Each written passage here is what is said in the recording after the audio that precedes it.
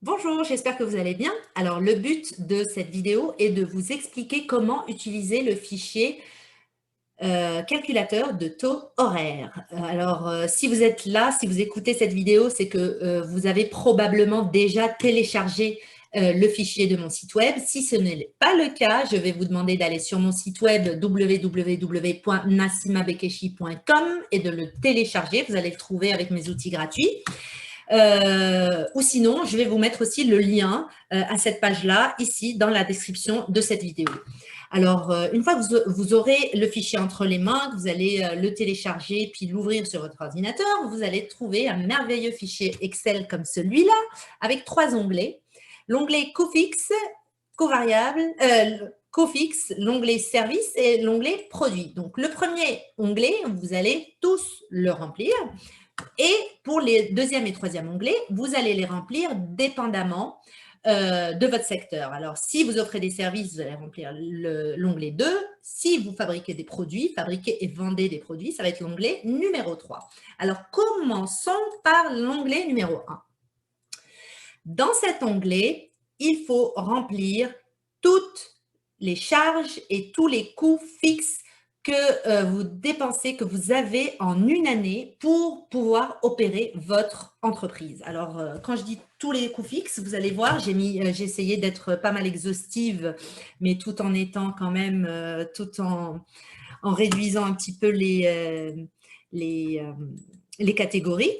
Donc, vous allez voir catégorie par catégorie et essayer de voir combien vous payez par année pour chaque catégorie. Alors, par exemple, si vous avez une assistante virtuelle, vous allez la mettre là, main-d'œuvre administration, les frais de marketing et publicité, ne pas oublier tous les frais de marketing de publicité, que ce soit du marketing promotionnel, du matériel promotionnel, la publicité Facebook, du Google Ads, frais de marketing que vous avez payé à une agence de marketing ou communication pour promouvoir vos produits et services. Tous les frais de transport et logistique si jamais c'est applicable, les frais professionnels, bien sûr, vous avez vos frais de comptable, d'avocat, etc. Les frais licence, permis, si vous avez des cotisations à des associations professionnelles, par exemple, des frais bancaires, des intérêts sur des prêts, si jamais vous avez contracté un prêt pour partir votre activité ou en cours de route, des frais de site web, sans oublier les hébergements, les certificats SSL, tout ce qui est relié à votre site web. Ensuite, vous avez les formations. Si jamais vous prenez des formations dans votre domaine ou des formations en entrepreneuriat, vous allez les mettre là également. J'imagine qu'on a tous un budget annuel de formation pour devenir meilleur à ce qu'on fait. Et tous les autres coûts fixes que vous allez… Alors là, on va prendre un exemple. Admettons qu'on on a des frais de marketing publicité d'à peu près 5 000 $ par année. On a des pas de frais de transport et logistique. Frais professionnels, on va dire qu'on en a 2 500 par année. Licence, permis, assurance, on va mettre 250. Je vous donne des chiffres juste comme ça, plus ou moins, juste pour travailler un exemple ensemble, que vous puissiez comprendre comment fonctionne cet outil. Les frais bancaires, PayPal, Square, on va mettre un autre 400 $. Frais de site web, hébergement, ça devrait aussi coûter dans les 500 $. Formation, logiciel, on va mettre un autre 250. Amortissement pour l'activité, on va mettre 400 $. Donc, voilà. Donc, ça nous coûte 9 300 $ par année juste pour opérer notre business. Même si on ne vend rien, on va quand même payer ça. Bon, bien sûr, les dépenses marketing à voir. Là, j'imagine qu'on va dépenser plus ou moins, dépendamment de notre budget, de nos objectifs, des clients qu'on a, etc. Donc, ça à part, on va dire que les coûts fixes sont de 9 300 $ par année. On va partir à l'onglet service. Et là, ce que je veux faire, c'est que je vais vous donner un exemple concret pour que ce soit plus concret et vous allez pouvoir suivre exactement les mêmes étapes en l'appliquant sur votre entreprise. Alors, admettons qu'on travaille sur un designer graphique qui aurait 2 services, un service de site web et un service de logo. Donc là, alors, il y a quelque chose sur laquelle je veux insister. Ne touchez pas à aucune autre case excepté les cases en gris, parce que c'est les seules cases qui ne contiennent pas de formule et que vous devez absolument renseigner pour avoir la bonne information à la fin. Donc, dans ces cases-là, vous allez me remplir le revenu annuel par service vendu. Donc, pour le service de site web, on va se dire que ce graphic designer gagne à peu près 60 000 $. OK, on va mettre 55 000 $ pour les sites web. Pour les logos, on va dire qu'il fait 12 000 $ de logos par année. Donc, les deux activités ensemble, il fait 67 000 $ bruts. Donc, c'est ce que ses clients le payent. Ensuite, coût de main-d'œuvre direct. Alors là, il faut faire attention. Normalement, dans le coût de main-d'œuvre direct, on devrait inclure la main-d'œuvre qui rentre directement dans la production de ce bien ou service.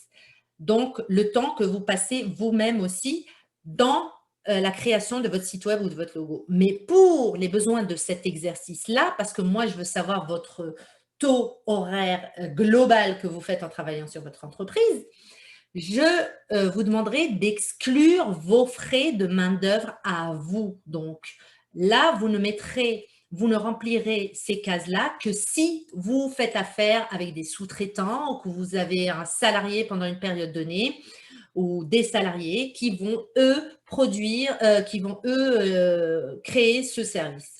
Alors là, coût de main-d'œuvre direct, on va dire par exemple que notre designer graphique fait appel au service d'un développeur qui va l'aider de temps en temps sur certains projets qui sont plus complexes et qui le paye à peu près 10 000 $ par année. Voilà. Donc, et pour les logos, il les fait tout seul. Donc, ici, on ne mettra rien. Coût des fournitures, matériel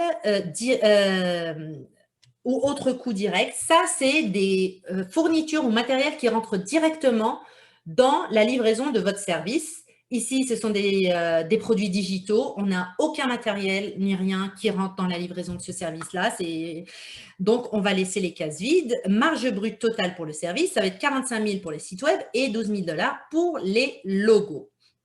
Alors maintenant, le nombre de services vendus annuellement. Dans ces cases-là, je vais vous demander d'écrire combien de sites web, combien de services vous livrez par année pour chaque catégorie. Alors ici, pour notre designer web, on va dire qu'il fait 30 sites web par année. Et puis, les logos, il en fait 25. Donc, marge brute par service. Donc, on a tout simplement divisé la marge brute totale par le nombre de services. On a une moyenne de prix qu'il charge, enfin, qu'il charge moins les coûts directs, par site web. Donc là, notre graphic designer, notre designer graphique fait 1 500 $ par site web et 480 $ par logo. Mais ça, on n'a pas encore inclus les coûts directs. Donc, on continue notre exercice. Nombre d'heures que le propriétaire passe à livrer le service. Donc, là, on n'inclut pas les frais de vente, on n'inclut pas les frais d'administration. C'est seulement le nombre d'heures qu'il passe sur son ordinateur pour créer ce service-là en particulier. Donc, on va dire que ça lui prend 15 heures pour faire un site web et que ça lui prend 3 heures pour créer un logo. 3 heures, ça me paraît un peu faible, mais on va laisser ça comme ça. Ce n'est pas grave, c'est juste pour l'exercice parce que je veux que vous fassiez l'exercice avec vos propres services. Et puis, le taux horaire du propriétaire. Donc là, on se retrouve avec un taux horaire du propriétaire avant les coûts fixes de 100 $ par heure pour les sites web et 160 $ par heure pour les logos. Le nombre total passé à travailler sur le service par année, c'est 450 $. Comment on l'a? C'est tout simplement le nombre d'heures qu'il passe sur un site web par le nombre de sites web qu'il fait par année. Donc, c'est 450 $, moins les coûts fixes qu'on a calculés dans l'onglet numéro 1 qui va se retrouver ici automatiquement. On aura un profit net total estimé de 67 700. Alors, rappelez-vous que on faisait… on faisait une marge brute de 57 000, moins les coûts fixes annuels 9 300, on se retrouve avec 47 700 $ de profit net estimé. Maintenant, à partir de ce profit net estimé, comment on va faire pour estimer le taux horaire, nombre d'heures passées sur le développement des affaires par année, par semaine? Alors, combien d'heures vous pensez que vous passez par semaine à faire de la publicité, à vous promouvoir sur les réseaux sociaux, à faire des appels découvertes avec des prospects, à faire de la prospection, à faire des recherches. Donc, tout ça, combien d'heures par semaine? Alors, on va estimer ça à peu près à 25 heures par semaine, parce que c'est sûr que quand on est entrepreneur, on passe beaucoup de temps à faire d'autres choses que juste produire notre produit et service. Finalement, on va avoir ici le nombre d'heures totales passées sur le développement des affaires et l'admin par année, 1300. Le nombre d'heures totales travaillées par le propriétaire annuellement, c'est 1825.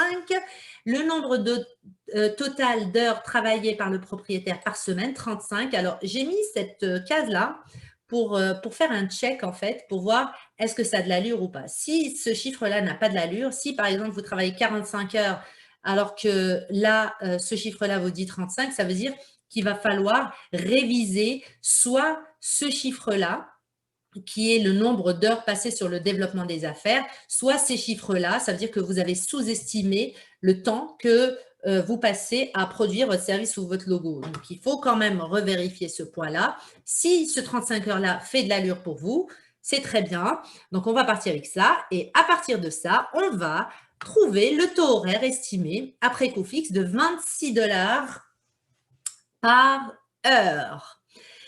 Alors, c'est à partir de là que vous allez vous poser les questions suivantes. Est-ce que c'est vraiment le taux horaire auquel je veux travailler? Est-ce que c'est le taux horaire mérité selon mes connaissances, selon mon expérience, selon l'effort que je mets dans mon entreprise? Alors, si vous pensez que ce taux horaire-là est trop bas, c'est qu'il va falloir mettre en place je dirais, des stratégies pour améliorer ce taux horaire-là. Je vais vous en parler dans une minute. Alors, pour ce qui est des produits, c'est exactement la même chose que pour les services. Alors, vous allez écrire vos noms de produits ici. Vous allez mettre le revenu annuel total. Et au lieu d'avoir le coût des ventes comme pour les services, on va avoir le coût des marchandises vendues. Par la suite, on aurait le coût des matières premières. Donc là, je vais vous demander de mettre le pourcentage de coût de matières premières le pourcentage des ventes en coût des matières premières. Ça va être plus simple. On va dire que 30% de mon coût vient des matières premières, comme ici. Donc, on va mettre 30%. Coût de main-d'œuvre directe, c'est attention en excluant votre main-d'œuvre à vous. Et puis, coût d'emballage et d'expédition, on va faire bien sûr des estimés. Alors là, en parlant d'estimés, je voulais juste mentionner quelque chose. C'est très difficile de faire, c'est très difficile d'avoir des coûts exacts quand on fait des exercices comme ça, à moins qu'on ait une comptabilité vraiment par produit et par service et qu'on rentre chaque facture qu'on a en la liant à ce produit ou service-là en particulier, chose qu'on ne fait pas toujours dans la petite entreprise. Alors, c'est pour ça que je vous dis de me faire des estimations. Il vaut mieux travailler avec des estimations que de ne pas faire le travail du tout. Alors là, une fois que vous avez mis les coûts directs, vous allez tomber sur la marge brute totale. Marge brute totale, et vous allez suivre les instructions ici pour tomber ici pour retrouver votre taux horaire auquel vous travaillez dans votre entreprise. Alors, exactement comme pour les services. Alors, je reviens sur l'onglet des services parce que je veux absolument parler de ce concept de taux horaire-là. Si vous estimez que le taux horaire que vous avez trouvé est trop bas, il y a 3 stratégies seulement pour pouvoir augmenter ce taux-là. Alors, 1, vous allez augmenter vos prix. 2, vous allez diminuer votre coût. Et 3, vous allez devoir gagner en productivité. Ça veut dire que vous allez devoir produire plus de services en le même nombre d'heures. Ou disons que pour le même nombre d'heures, produire plus de services. Donc, gagner en productivité.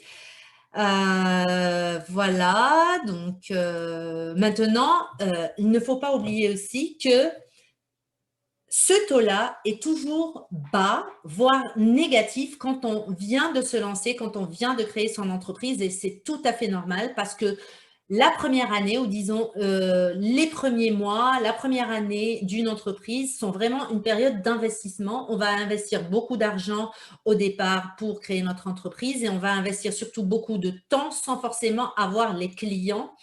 Donc, il ne faut pas vraiment se fier à ce taux, mais ce qui est important, c'est de suivre ce taux sur le temps pour s'assurer qu'il s'améliore et pour s'assurer qu'on fait de l'argent dans notre entreprise parce qu'après tout, une entreprise qui ne fait pas de l'argent est une entreprise qui est vouée à disparaître. Alors, j'espère que vous avez trouvé ce fichier utile. J'espère que vous allez l'utiliser et que vous allez essayer de le remplir du mieux que vous pouvez. Je ne vous demande pas d'être très précis dans les informations que vous allez remplir, mais d'essayer d'être le plus précis possible. Voilà. Donc, au plaisir de vous reparler. N'hésitez pas à me contacter si vous avez des questions ou des commentaires. Je serai ravie d'y répondre et je serai ravie d'échanger avec vous. Merci, bonne journée.